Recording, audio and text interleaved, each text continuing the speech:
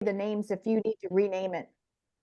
If your name tag is accurate, Marilyn, is that accurate? Are you Marilyn? Or are you just using her iPad? I am. Hi, Marilyn. I'm the spouse of my husband who has dementia. Okay. Thank you. He is at home and I'm caring for him. I sometimes have caregivers in to help. Right now, I don't have anybody. Okay. So I'm looking for information. Excellent. Okay. Well, I hope something you hear today is helpful. Okay. Marilyn, how about Maria? I'm Maria. I'm a 24/7 private duty nurse for my mom who has Alzheimer's, and she lives with me. Okay. All right. Thank you. And Jim? Hi, everybody. I'm Jim Wilson. I'm from Ann Arbor, but I live in Virginia now. But my mother has dementia, and I was living with her for 2 months through October and November, part of December, to help her transition from a couple hospital stays into an assisted living situation. And I guess I'm here because that experience I found incredibly profound and possibly changing to my whole experience with how I relate to my mother. So I know Jewish Family Services from talking with people there from when my father underwent a similar situation a couple of years ago. So I still get the email, so I'm very happy to join you today. Thank you so much. Great, thank you. Okay, and then Alex. Hello, I'm an intern at Jewish Family Services under Roberta, part of the CARES program. And so I'm currently getting my MSW from the University of Michigan, and I have a lot of interest in working with older adults. So I just thought that this would be very informative to have. Okay, great. Welcome, Alex. And I know Sarah. Hi, Sarah. Hello, my name is Sarah, and I work with Roberta in the CARES program at JFS. I also coordinate the Washtenaw support network for caregivers. So I spend a lot of time interacting with people who are caring for older adults in their lives. And I'm really excited for this presentation. Okay, thanks, Sarah. Okay, and Rosanita, I don't see you, but that's fine. No, I have to get my light so then you can actually see me. Okay. I'm Rosanita. I take care of my dad who has dementia and my mom who had a diagnosis of pseudo-dementia for a while because of the stress of caring for my dad and other things. And sometimes we have a caregiver, sometimes we don't have a caregiver. It depends on how long my dad can tolerate having someone else in the house. Okay, well, great. I'm really glad everybody's here today. I am going to share my screen.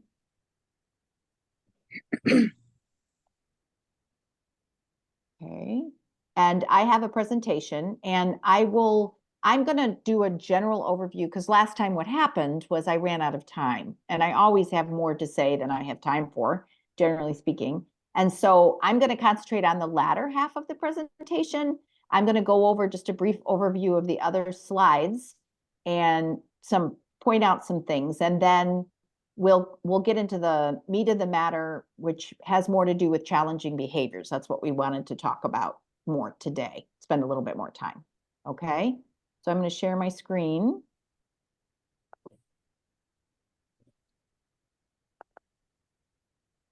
Okay. It's out of the way. Okay.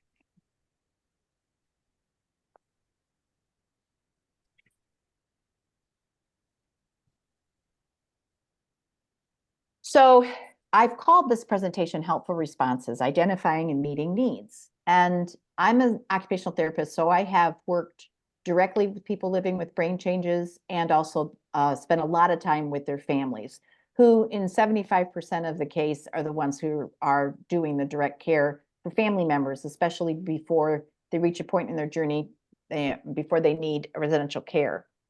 So I subscribe to the positive approach to care paradigm. I was trained by Teepa Snow and her staff. Teepa is a 40-year veteran occupational therapist who has worked professionally with people with all kinds of different brain changes, intellectual disabilities, and traumatic brain injury. And oftentimes those are folks who have a higher risk to develop dementia later on in life. She has about 14 or 15 years ago, she started this company called Positive Approach to Care to offer education and training to a vast array of people, because her tagline is, until there's a cure, there's care. And how we care for people with dementia, we could be doing a much better job about it. But people first have to understand things from the person living with dementia's perspective. So here are just some basic sort of philosophies that stand behind her relationship-based care program. First is that people with dementia can live well with the right support, that they are experts in their own care, and their care needs are individualized. No two people with dementia are exactly alike. And the disease, there's a whole array, about last count, about 120 different diseases that can cause dementia. So there's a whole array of ways that the disease will present itself and how it affects the person's day-to-day living. And people with dementia partner with their support persons to engage for health and well-being. So you're partnering with, you're doing with, not doing to. And everybody has talents and abilities. The person who is living with the disease, as well as those people that are surrounding them. And everybody is trying their best. Even when you do your best, but you still are unable to meet some of those needs, or you're wanting to meet the needs, but you don't quite understand how to go about doing that, what would be most effective. And care partners and people living with dementia benefit from building skill and knowledge. Both do. So with that in mind, this is I'm not going to play the video this time, but this is a wonderful man named Alan Powers, who's a physician, and he's worked with Bill Thomas at St. John's in Rochester, New York, to establish the first Eden Principle nursing home. He was the medical director there. He's gone on to, he still is on faculty, and part of his work is on banning what they call psychological and behavioral symptoms of dementia. That is a term he banned. And instead of calling it that, we want to call it physical expressions of unmet needs. And this is from a group of people living with dementia who are advocating for themselves. This is the language that they would rather people used. And it detracts from the medicalization and the pathologies associated, the pathologization of the term dementia. So here are the questions that we want to ponder today. What has changed about your loved one and the way they navigate their world? What can we as care partners do differently to meet people living with dementia where they are? And how do we respond rather than react in times of distress? So there's a difference between reacting and responding. And the biggest difference is that you think before you do when you're responding. Reaction often happens on, it's an impulsive reaction to whatever occurs. So I think I skipped a slide. There you go. So there are 5 senses, sense organs, and that's how we receive data into our brain, which is the control center of the body. And we process all that data to inform what we do, what we say, how we respond. And the 5 senses, obviously, seeing, sight is the first, and it's the largest picture. It's the most dominant of all of the senses. It's the 95% of the data that our brain takes in is visual data. It's the primary one that you respond to. You know, babies, when they're born, their eyes are the same size as they are as an adult. That organ is so important because that's how babies initially take in the world. Their sight has to develop. Everything's kind of cloudy at first, but visual data is our go-to. It's always the primary thing that we rely on when we're bringing in data from the outside world. The second is hearing. So what we hear and our ability to comprehend that is also, we take in data from sounds that we hear, and certain sounds we find soothing, others we find distracting or distressing. And music is one of those things that does, as they say, is very calming, and often is very it helps with initiation as time goes by.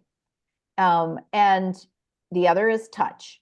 And so in order, it's sight that's dominant, then hearing, and then touch. And Teepa uses her hands a lot when she talks about memorization or trying to remember information, because your hand is always, you know where it is. So she uses the thumb for sight, the pointer finger for hearing, and she uses the third finger for touch. And there's a reason behind that, because who wants to start off a interaction with your third finger? The idea is that touch is a really tricky sense. We have touch receptors throughout our body, and we have some parts of our body with a large number of nerve endings are the most sensitive parts of our body. And a lot of those parts are the parts that we end up having to interact with on the person that we're helping to care for, especially when they're starting to need more physical help with ADLs and so that touch, light touch, is very can be very noxious to some people. It's very arousing, and it's your central nervous system reacts to it in kind of a cringy way. But firm pressure, especially on joints, is very calming. So that's why when you go, for most people, not everybody's the same, but getting a massage is a very calming experience, especially on your hand. A hand massage, there's a lot of connections between your hand, which has a lot of nerve endings and touch receptors on it, that when you apply firm pressure to your hand, it can be very, very calming to the central nervous system. But also, in order to touch, you have to be that near a person to be within arm's reach of the person. And the general rule of thumb is that if you're within arm's reach, you're touchable. So you need to keep that in mind when you're talking about interacting with other people, especially people whose brains are changing. And so all of the sensory processing organs and how they process is changing as well. And then, of course, there's smell and taste.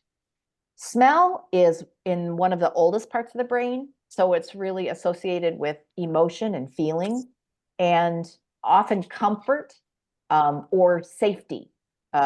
So the best example I can give is when you're selling a house, if anybody's done that, often real estate brokers will tell you to do what? To bake cookies or bread in the oven before the showing. Often they'll use some sort of odor enhancing or scent enhancing something in the house, and that is to make people feel comfortable, relaxed in the atmosphere. And of course, if you smell smoke, there's fire. So that is one of the ways that we take in information about our surroundings. And some of what happens as dementia progresses is that our ability to interpret that really starts to shut down. We don't make the connections in our brain we usually do.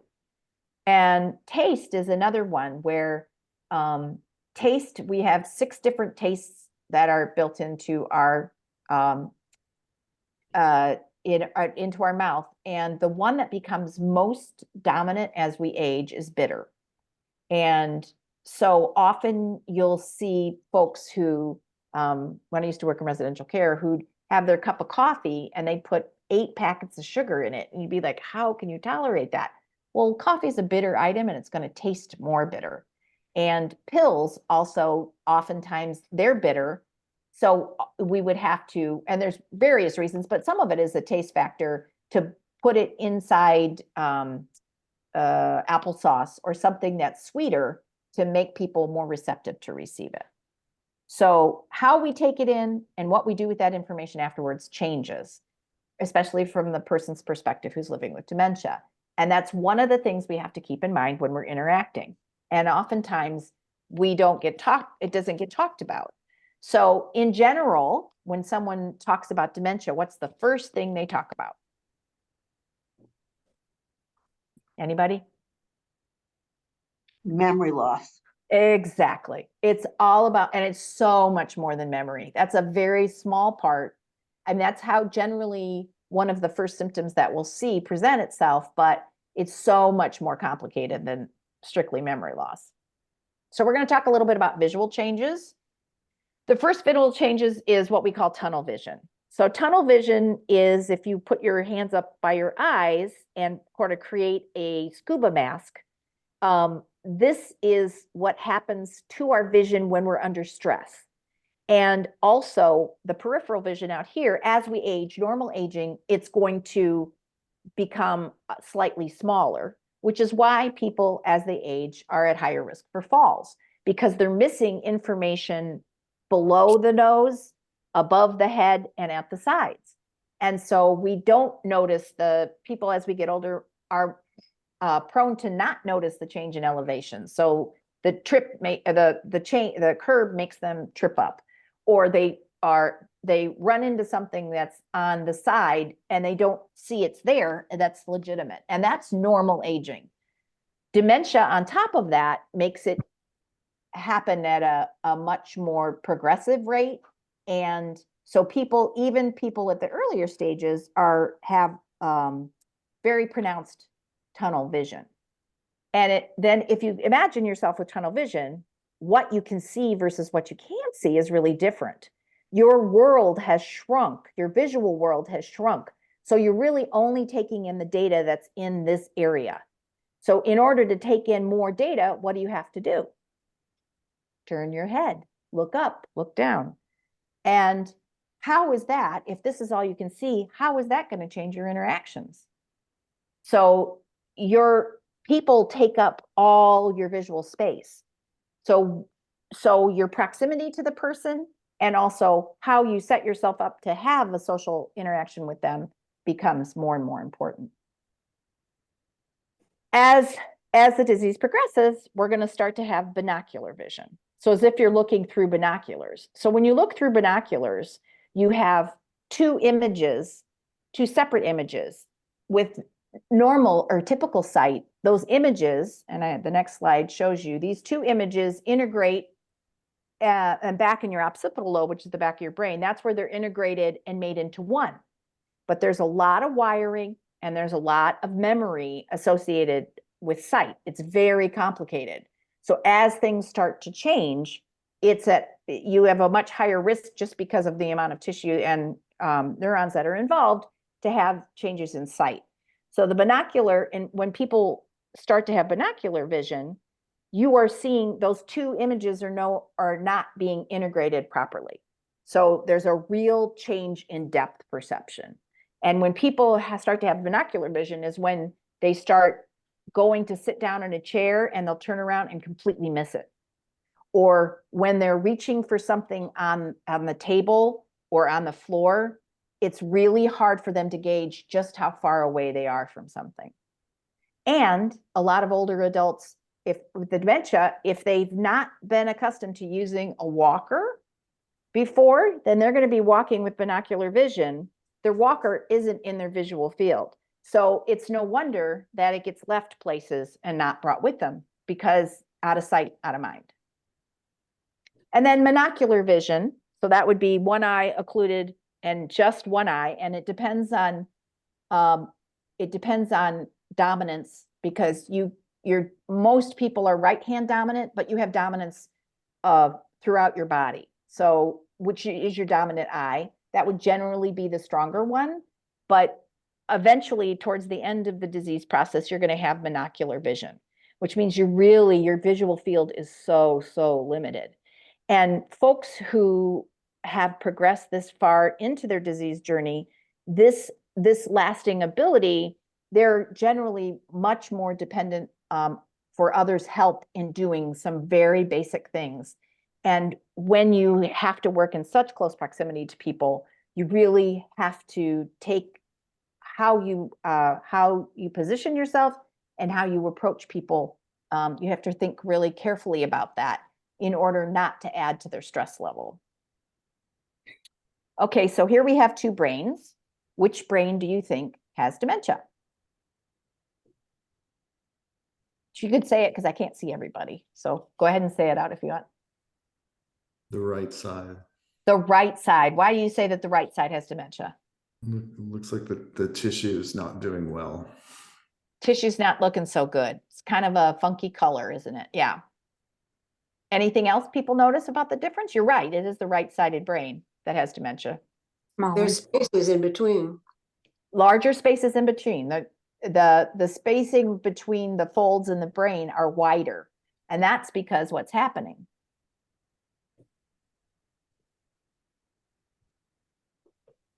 The brain is shrinking. So you can lose up to 1/3 of your brain mass at towards the end stages of dementia. So as tissue, as blood flow and oxygen flow starts to change and plaques or start to form, depending on what kind of dementia you have, tissues become necrotic and things die off. And the brain is a really complex wired organ.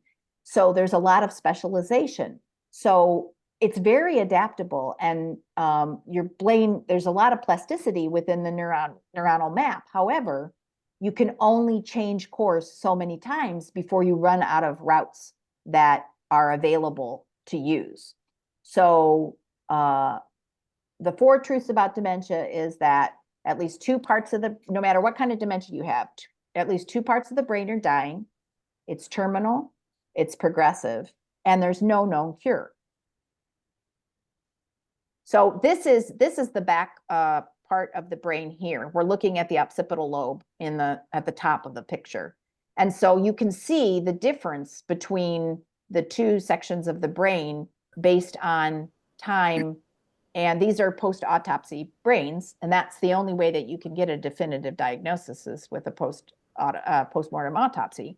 But there is a huge difference. And the changes that happen in dementia aren't structural, they're also chemical. So all that's going on, and yet they persist, right? People have this drive to survive, and they're doing the best they can with a brain that's not very helpful.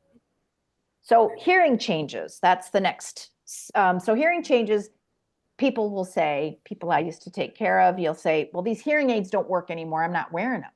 Well, it's not a volume problem, it's a comprehension problem oftentimes. You can start to not hear certain decibels of sound. However, there's a receptive language problem about what you take in. Even at early stages of dementia, you're losing you're only hearing you're losing 1 out of every 4 words. So often we as care partners do a lot of talking, and we're talking to people in order to make them feel comfortable and show that we're friendly, and we're trying to give them instructions on what we would like them to do or we want to help them do. And as time progresses, their ability to comprehend what you're saying gets narrower and smaller. And so we think we're delivering content, but they are not understanding the content. And there's a lot of misunderstandings that can happen because of that phenomenon. And the other thing that happens is as people's hearing changes, the types of sound, you start to lose the short consonant sounds first. So all you're hearing is vowel sounds. So it becomes really muffled. So you're losing words, the diction, other people's hearing, it's not, you can't distinguish words that are being said. And so when you can't hear very well, what do you think would make a person more comfortable? Ignoring, tuning out. Tuning out. Well, hi, I know you. How are you, Linda? Yeah. Tuning out will make well, I'm talking about the person on the receiving end of care. So you're trying to speak with them and they're not understanding you. They're losing words and it's really muffled. So what sort of things might you want to do to help make them more comfortable? It doesn't have anything to do with speech. You can sit close to the person. Sit close, but not too close. So where you are, okay. Eye level would be really good. So this whole idea, if they're sitting, you sit. Yes, that's good. What else might you want to do? Or not want to do, as the case might be.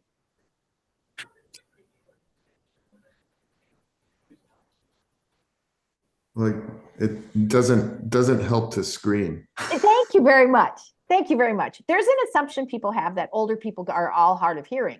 So they walk up and I won't do it because I don't want to hurt anybody's ears, but you know, they'll, Mr. Smith, you know, they'll say it once and then there's no response because they didn't understand. And then they just say the same thing, only really loud.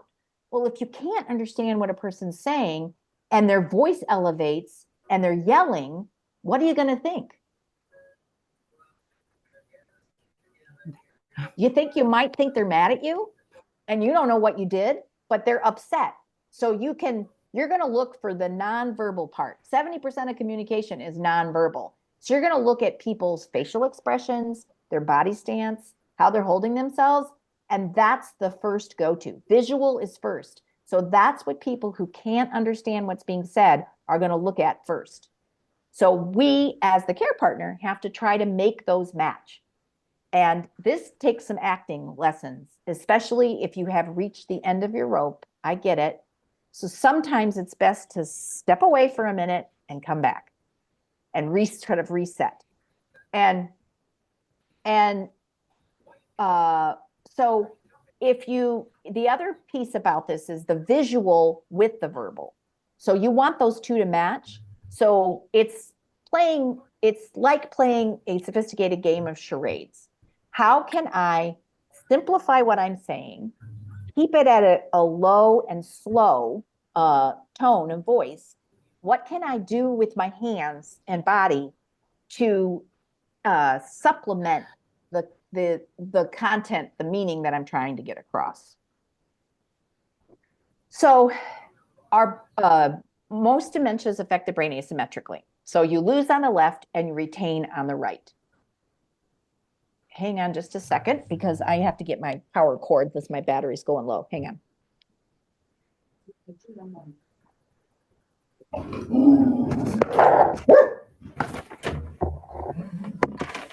Be calm, Mandy. Abby. Okay, so we lose on the left and we retain on the right. And so the left, we're losing formal speech, vocabulary, and sentence structure. On the right, what we hang on to is social chit chat, rhythm, music, poetry, prayer, and expletives, which would be racial slurs, swear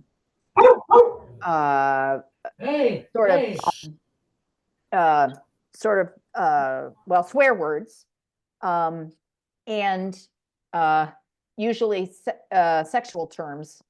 And so that's the vocabulary that we are towards the end of where we're able to communicate verbally. That's the vocabulary we hang on to. And it's on the right side. And why is it that we hang on to that vocabulary? Because it conveys meaning and because it's held on the right side of the brain instead of the left. And so there's an emotional component to that. And generally speaking, memories that have an emotional content are much are held on to much longer, be it positive or negative. And then here's an exercise. I am going to pick, who is this here? Maria, Yes, would you be willing to volunteer with me? yes. Okay, so I am going to, everybody else, if you have a handy, a pen and pencil or a piece of paper and a pen, I want you to write down everything I say. And I am going to be helping to take care of Maria. Maria, are you ready? Yes. Okay. Everybody else ready with the pen and pencil? No, not yet. Okay.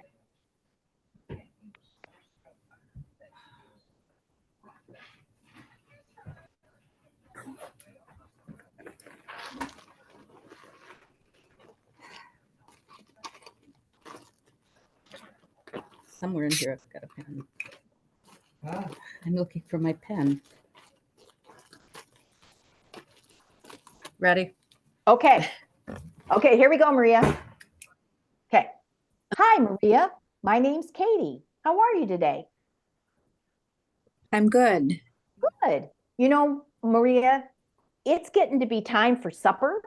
I was wondering, what would you like to eat today? Would you like chicken or beef? Okay, Beef. stop. Stop. Everybody stop. Stop, stop, stop. Okay.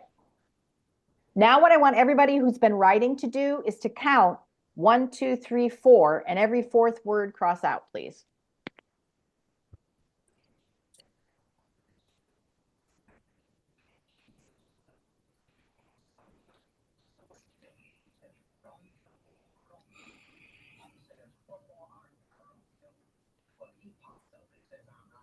Okay, do I have any volunteers? I just want you to read what's written on the page. Just read verbatim what's written on the page, with excluding the words that you crossed out. Anybody willing to read it? Didn't get the whole thing, but I've got. No. Hi, That's Maria, the my. whole- Hi, Maria, my. That's what you got, Linda? Mm-hmm. Okay. Well, then Anybody I else? got, Oh. Hi, Maria, my. Okay, thank you. Anybody else? Read what you have on the Hi. page. I have hi Maria, my Katie. How today chicken beef. Okay, so very different what Linda got and what Marguerite, hi Marguerite, what Marguerite got. So if Maria, this is what Maria comprehended just verbally with no other, would she know what I wanted? Would she really understand what I was saying? And this is the piece that often gets lost, is that, and so many misunderstandings start because I've asked a question of her and she doesn't comprehend what the question is. She knows it's a question, but she doesn't know what the question is. And so her response, is she knows it's a question being asked and I need to respond. And typically, if I don't understand the question, what's going to be my response? If it was yes or no. What are you going to respond No. if you don't know what they're asking No. you? No. I don't know what you're asking me, but no, I don't want any part of it. And so as a care partner, we have to think about how we say it and what we say. So these are two techniques, which unfortunately, when I do it in person, we can practice. But I have a handy hand here, my handy rice-filled hand. So hand under hand is a technique to use with people who are living with dementia to help support them. So you're linking your thumb together. So you kind of make a butterfly. And then you're going to put their hand on top. You're going to wrap your hands around their thumb. So you have their hand in your hand, but their fingers are free. And when you do it this way, as opposed to just holding hands, they're going to lose their strength, their skill before they lose their strength. So they can squeeze your hand really, really hard. And you've got the protection of the thenar prominence, which is your fattiest part of your hand. And so you can tolerate a lot more pressure. And they like firm pressure. It's very comforting. So they're gonna, and also if they're at all, nervous or hesitant, they're gonna grip even harder. But it can be really comforting for people to allow hand holding, and it's a way to make physical contact. And then this is beyond the scope of today's presentation, but then it also allows you to use your fingers to help them do tasks, but it's their hand moving. So you trick their brain out to thinking they're doing it. And it's an easier way to assist people. And then eventually, depending on where they are and how much help they need, then you can back off and they can take over. Okay. So this is Red Green and my son. And so just so you know, Red Green does not have dementia. I don't want to get anybody any false notions, but sequence matters. So you always want to use visual cues first, then verbal, and then touch. And you never go to touch without the other two. And so we need to slow down and pace ourselves. And we want to be very gentle in how we do things. And both your movement and your words need to slow down. And you have to be ready with an I'm sorry, because oftentimes you're trying your best to be understood or to understand what their needs are, but there is a problem with it, and that goes and that just sort of exasperates the problem. So just say I'm sorry. It really does, even if it wasn't your fault or if it was a grand misunderstanding, it really helps diffuse any kind of anger. So for the sake of time, I am going to go through here and talk a bit about challenging situations. So in general, what you want to do is you want to hope for the best, but be prepared for the unexpected. And if what you're trying isn't working, don't keep doing it. Stop, pause, and try something different. Because all you're going to do is butt heads, because there's a miscommunication going on, and we haven't figured out what that person's need is. So what you want to do first and foremost is seek companionship and understanding between the two of you, not being right. It doesn't really matter who's right or who's wrong. That's not an issue here. The issue is trying to get the person's need met, because that's generally the source of the problem. The person has a need. It's not, we need to try to be a detective and identify what it is. And if we can do so effectively, then their stress level is going to lower and they can relax and be comfortable. And what you want to do is look for patterns, similarities, and differences, and you're going to use those to inform future responses. So there's a list I have of some common things that happen when people are on their dementia journey. And so how many people have had to deal with, I want to go home, even though they're standing in their house? Yes? Generally, folks have, I want to go home. So if they make the phrase, I want to go home, if you respond, you are home, you've just negated what they've said. Generally speaking, if they're talking about wanting to go home or wanting to see their mother, they're uncomfortable or they're bored. And discomfort, mom is who you want to see from the time you're a small child. When you're not feeling well, when you need counsel, like mom, you seek out. So even, and in their mind, they don't recognize that mom has passed on. So if they're seeking mom, it generally means that they're uncomfortable about something. Or if they're bored, if they're somewhere, and even at home, I want to go home. Home was someplace that they had a role to play, and they may be bored. And you want to go home would be a more helpful response. Just repeat what they say. You want to go home. Do you want to go home to do something or just be there?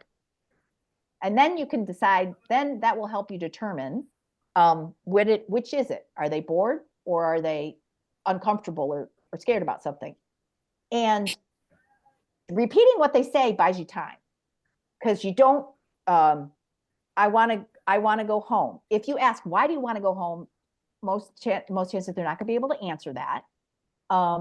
And you don't want to argue about where home is.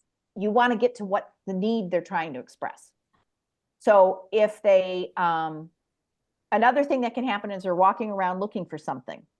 So they may need to use the restroom. They may be hungry. They may be in pain. And there is a lot of undiagnosed pain. And there's a big problem with pain management with people who are living with dementia.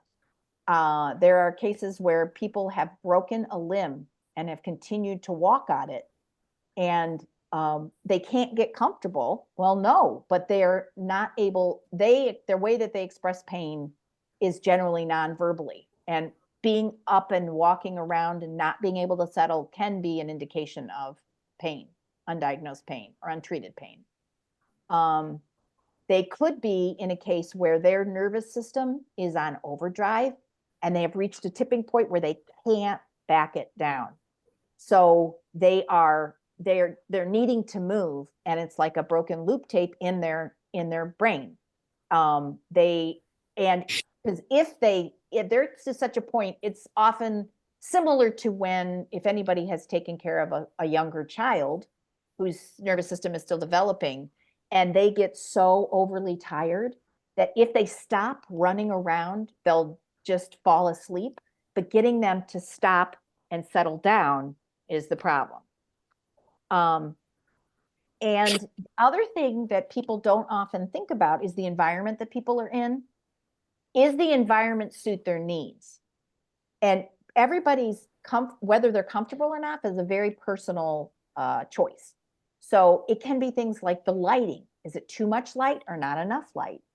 It can be the sound. Too much noise, not enough noise. It can be the airflow. It could be the temperature. It could be a comfortable place to sit. It could be what's in their visual range. If it's really, there's a whole lot of stuff or not enough stuff. And so finding out that, trying to figure out if that's contributing to this restlessness or walking around. Because curiosity is going to remain with people till the end of their days, but safety awareness doesn't. So their frontal lobe functions start to really change. And so we, as their care partners, have to help them, support them by having a heightened sense of safety awareness. So if they're saying angry words or they're really looking very angry, generally speaking, with anger, there's other emotions underneath it: frustration, sadness, loneliness, or fear. So when somebody is, if they're telling you by their body language and their facial expressions and the words that are coming out that they're angry, the trick is to match their emotion just under. You're really upset. I'm so sorry you're so angry. Tell me more. Or the other thing is, if you're asking questions, it's always to ask a this or that question. Are you angry because, and this is where your knowledge of the person and where they are in context, right? Are you angry because you can't find the coffee, or something else? So this or something else, because it gives them a choice of two. And if they're having a trouble communicating, they're gifting them words that they can use. Something else, then you've eliminated one possibility. And sometimes that's what you need to do.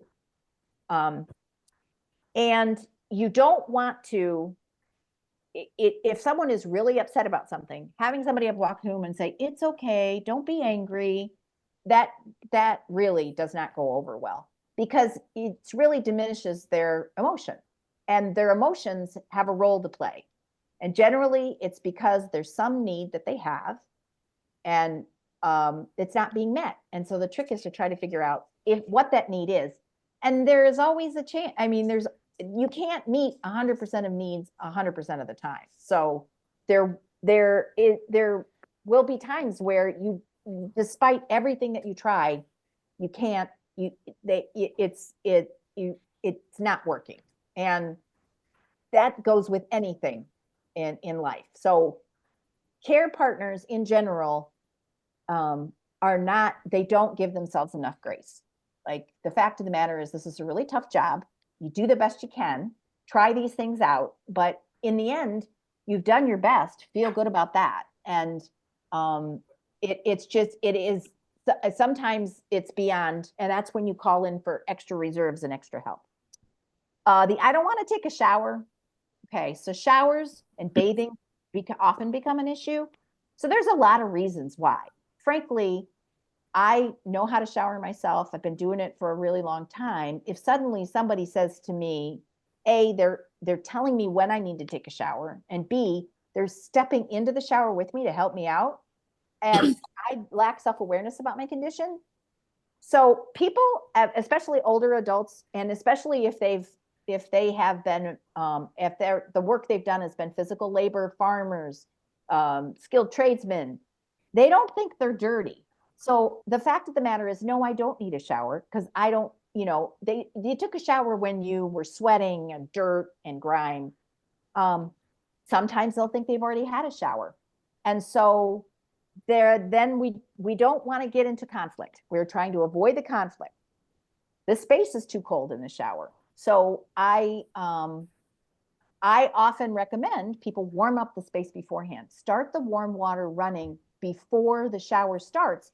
That also is a visual cue for someone about what's going to happen. Okay. And it will warm up the room. And the other thing is, people can be really embarrassed to be naked, especially in front of some people that they may not know so well, like a professional caregiver. So offering them ways to be more private, holding up a towel so that they can disrobe behind that, or having a towel ready, and as they disrobe, to put a towel on top so that they're covered. The other thing, as people age, the fat layer under their skin diminishes, and it tends to run towards the center core of your body to protect your internal organs. So shower pressure, even customary shower pressure, especially on the back, can be really painful.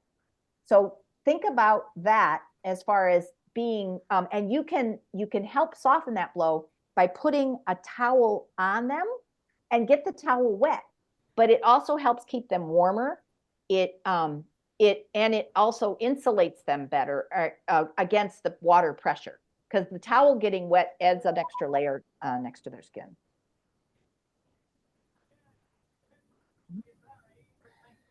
Okay. Hitting, yelling, or crying out. Generally, they feel startled, helpless, or scared.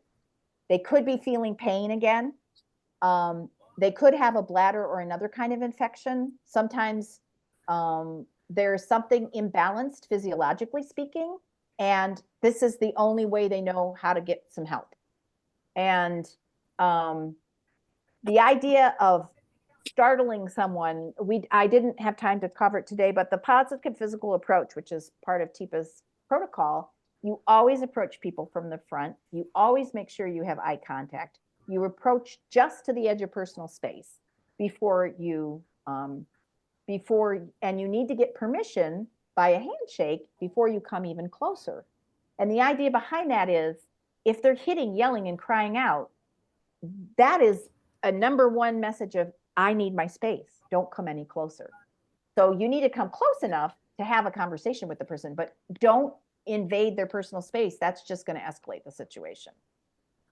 The other thing about not getting dressed or undressed, oftentimes people don't recognize clothes that they don't see or recognize the clothes to change into.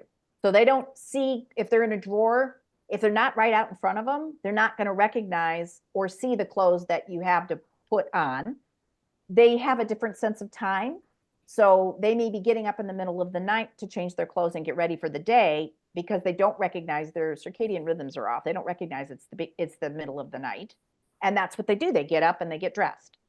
They can't sequence the full task. So they can't do zippers or buttons. So they may be choosing clothes that they can get on and off easily, because their fine motor skills and sequencing isn't working anymore. So they don't want to not be able to do it for themselves. And the clothes that they have could be uncomfortable or not fit properly. So what they have on, they know is okay, and that might be why they are not letting someone help them change their clothes. So that could be a reason behind it. So if people are falling asleep and they don't initiate customary activities, so as dementia progresses, the brain as an organ is working so hard just to navigate. So people are really slow and their initiation in beginning something. So the idea of initiating, sequencing through something, terminating, and then finishing off, that starts to break down. So they don't start and they don't stop. And they need help to get up and get going. They need someone to sort of pull their engine cord to get them up and moving, and also to stop doing something and transition to something else. They sometimes have difficulty remembering sequence again.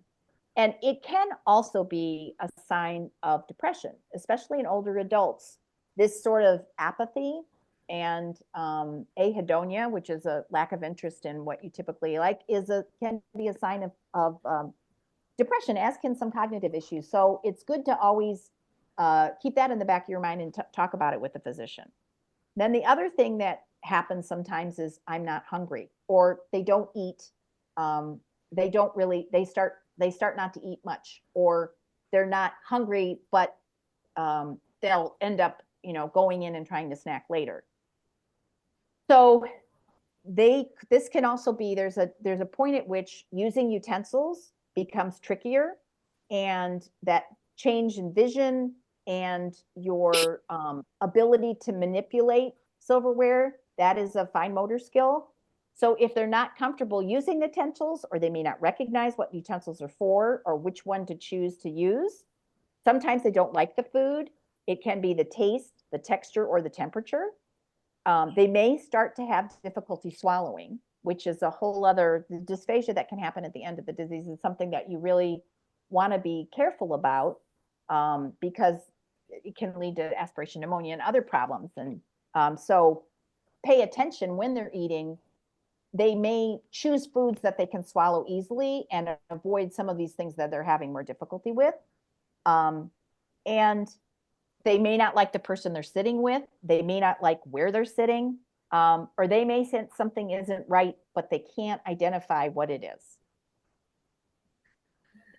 Katie, it's 6 o'clock. You've done a fantastic job. I'm sure you have lots more, but we probably should wrap it up in the spirit of time.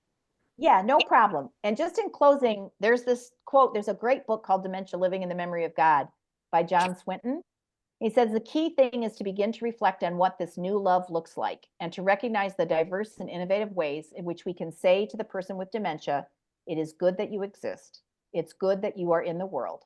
Our task is to perceive, understand, and respond to the changes. So thank you. Thank you very much. I hope awesome. And I would also say that I will be sending this to Roberta to share out, and my contact information is there, and I have some resources listed too on the last slide, that for Teepa Snow and her organization, which I would highly recommend people just take a look at her webpage. There's lots of resources for people there. So, well, thanks again for a great presentation. I really appreciate it. We've got it recorded, so we'll be able to put it on our website. Okay. Well, thank you very much for your time, everyone.